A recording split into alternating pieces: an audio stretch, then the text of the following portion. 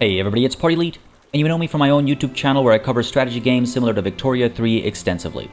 Today I'm collaborating with Paradox Interactive to introduce you to a major driving force in the world of Victoria 3. The needs of your people. Where they come from, how they're fulfilled, and the repercussions of doing so. Needs in Victoria 3, as far as our conversation today is concerned, are purely materialistic. Every person in the world has them, and their wealth level determines exactly what they are. This means that every pop, as determined by their type, culture, faith, location, and place of employment, will have its own set of needs based on that pop's wealth level. Naturally, then, as pops move from one wealth level to another, either upwards or downwards, the demand for the needs associated with their new wealth level goes up, as there are now more people looking for the same goods and services. To see exactly what a pop needs, you can use the nested tooltips to pull up a list of the categories of needs, and going one step further, you can see exactly which goods they're using to fulfill each category of need, as well as how much they're spending on each good. As you can see, there are a variety of goods that can be used to fulfill any one category of need. If you want to see a list of almost all the goods in-game, and who needs them and why, you can use the trade lens and look through the goods listed under either import or export trade routes. Here you can choose a type of good and, through the tooltips, you can get a better understanding of which wealth levels need that good and for what purpose. Not all wealth levels use the same goods for the same things, and some goods are substituted for higher-end versions at higher wealth levels, though there is a bit of overlap at times. There is one need that doesn't show under the trade lens, as it can't be imported or exported, and that is services. You can find that under the Market tab instead, with further breakdowns as to what it's needed for and by whom. Again, there are other goods that fulfill the services need that can be traded, but generic services themselves must be produced and provided locally. It's worth noting that your pops will seek the most financially viable option to fulfill each category of need, but they will also be influenced by factors other than cost at times. The best example of this involves cultural obsessions and taboos, where a culture may be particularly inclined to consume a specific good more than others, or to avoid it as much as possible.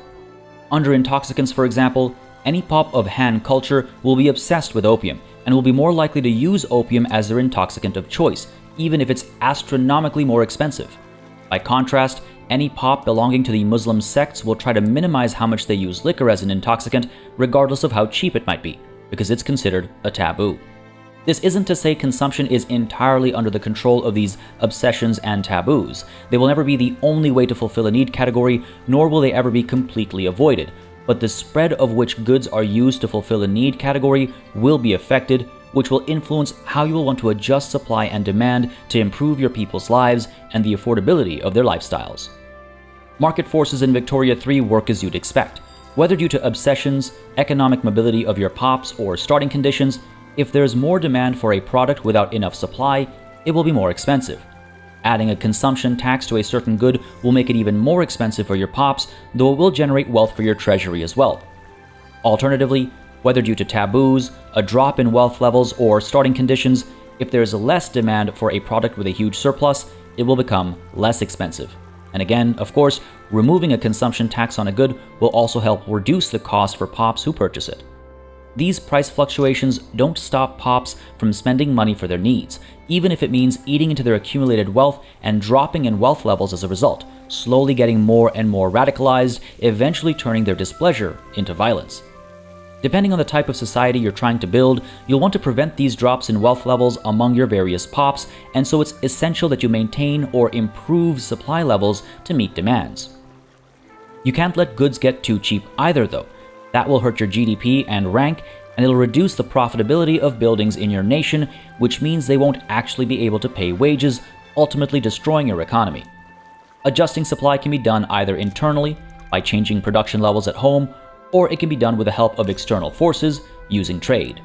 Ultimately, you need to find the perfect balance between keeping buildings profitable and paying wages, and keeping the cost of goods low so that some of those wages can be kept as savings for pops you want to empower.